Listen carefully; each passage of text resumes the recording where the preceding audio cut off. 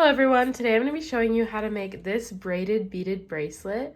It's super simple, way easier than it looks, and it's an awesome addition to your jewelry skill set. Now this is my strategy. There's lots of different ways you can do this, but this is definitely by far the easiest in my opinion.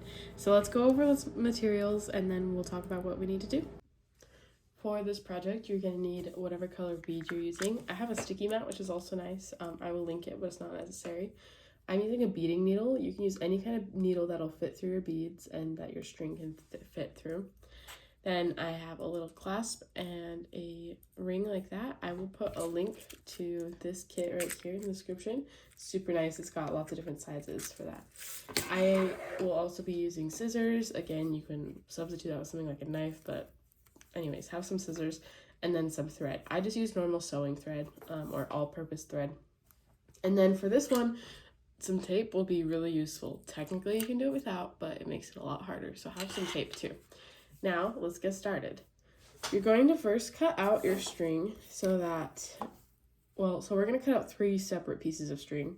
And we want them all to be able to wrap around our hand and then have excess when they're folded in half.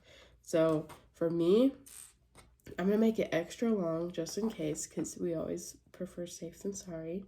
So I'm doing a little bit less than 10 inches. So about 10 inches of string when it's folded in half. So technically that would be 20 inches in total. So I'm going to cut out 3 of these so that I have 3 of those. Make sure just to cut one end so that there is a loop on the other end. We're going to cut out 2 more and then we can get started.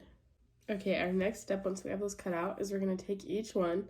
We're going to separate the folded part at the bottom and then we're going to put that through this loop right here. And now we're going to take that and pull this to the end of our string right here. So there's one. Okay, I'm going to do it again with another one. You can do this all at once like me, or you can do it at separate times, and I'll tell you when those separate times would be as we're going through the video. But for now, you can just do it at the same time as me. It really just depends on your preference of how to do it. So right now, I'm just getting all mine in there. When you pull it through, make sure you match the ends up, and then pull so that the string is matched up in the end. Okay, and then we have one more we're gonna add. So I'm gonna separate it. Sorry if I sound sick, I am. So hopefully it's not annoying in the video. Okay, then I'm gonna put this through. And I'm gonna pull. Oh, yeah, if you're new here, welcome. And I don't always sound like this, so if my voice is annoying you, then good news. I only sound like this in this video. Maybe a couple of my really old videos. But I make YouTube tutorials and jewelry tutorials, and sometimes I make vlogs. I'm actually filming a vlog right now. They're just like small business jewelry style vlogs. Okay, now we have these 3 strings on here. I'm going to separate them so that they're kind of like lined up like that. So I just pulled on them. And now we're going to go one at a time and we're going to string these up. So I'm going to start with this one on the left. It doesn't matter which one you start with. I'm going to take my beading needle, take whatever needle you have, and the most important part is that the strings can both fit through it. Now, and that the beads can fit through it as well. That's why I have a beading needle. As you can see, I can pull it apart like this. And then I can pull it to the edge so that'll go through my beads. Okay, so now I have this. I'm just going to pull it to make sure all those strings are straight. And I'm going to just string it up with all my beads. So you can do each of these strings a different color, or you can do them all the same color. I'm going to do them all the same color for that sort of style, but it really depends on what you're going for and what you want from this bracelet. So when I say string it up, just string it up as much as you can. And then once we get to the end, I'll show you what to do. I would say the hardest thing about making a bracelet like this is knowing how long to string the beads. So let's look at how long I string the beads. I string it so that if I'm holding it kind of tight against myself, I've got about that much space. That's about how much space that will be taken up by the braiding, so that it'll end right here. And it really depends on the person. It depends on how tight your braids are going to be, how loose they're going to be, and what your wrist size is. So this might take a little bit of practice, but that should get you, if you follow that kind of pattern where it's like about that much space, even with different bead sizes and everything, that should get you a decently sized bracelet that will fit. It might not be your perfect fit, but it should fit. So as you can see, I've gotten to the end of this now. For now, I'm going to actually take that needle and go back through a few beads. So I'm taking the needle and I'm going around the first bead, so I'm not going through the first bead. And then I'm just gonna pull some string through a few other beads. And then I'm gonna pull that tight. And what that does, makes sure that my strings go all the way to where they need. Then I'm gonna skip this bead that I just went through last. And I'm gonna go all the way up again. And you can go through that top bead, or you don't have to go through that top bead. I'm gonna go through it. So what this does, it ensures that your beads aren't really gonna go anywhere while you're braiding it. So I'm gonna take my string out of my needle. That way we can use the needle for our other strings as we're beading them. So you can see I finished that up at the end. You can kind of tell the difference, but you won't be able to when you braid it.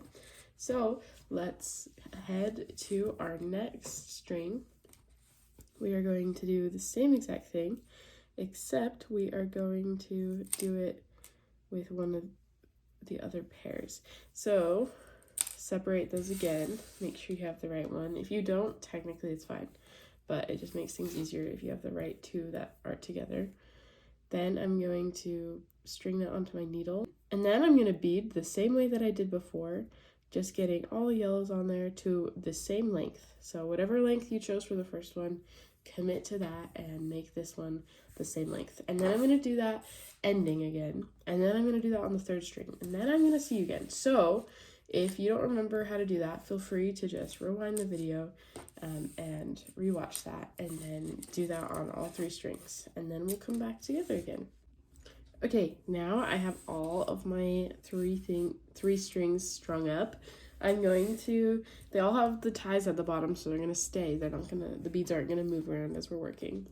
So I'm gonna take my ring and I'm going to have it near me because I'm gonna need it. And then I'm gonna take some tape and I'm gonna tape this to the table. And that just gives us a little more freedom with how we can actually braid this. So if you don't know how to braid, I'll give you a quick rundown. If you do know how to braid, easy then for you from now on out, because you just have to braid these together, and then we'll go to the next step. So if you don't know how to braid, you're gonna take the one on the right, put it over the middle, and then that becomes like our new middle. Then I'm gonna take the one on the left and put it over the middle, which was previously our right. And then I'm gonna do that again. Just repeat over and over.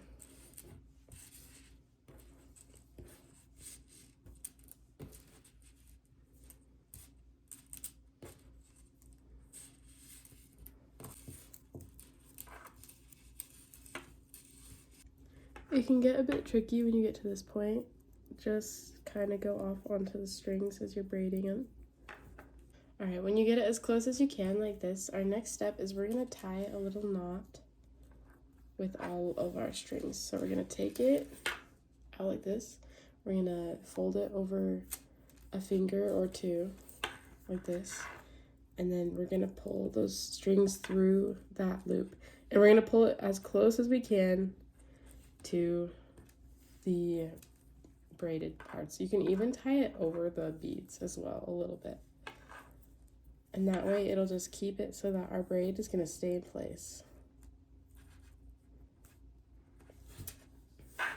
As you can see, my braid gets a little sad down here. That's because of the way I did it. I didn't do it super tight down here, but you can actually fix it up a little bit like that. And if you're wanting to secure it even more, you can either super glue it, or you can do some shenaniganry where you take the string and you go through those. But I find that I can just kind of rebraid it like this, And then I just keep tying those knots, and it secures it pretty well.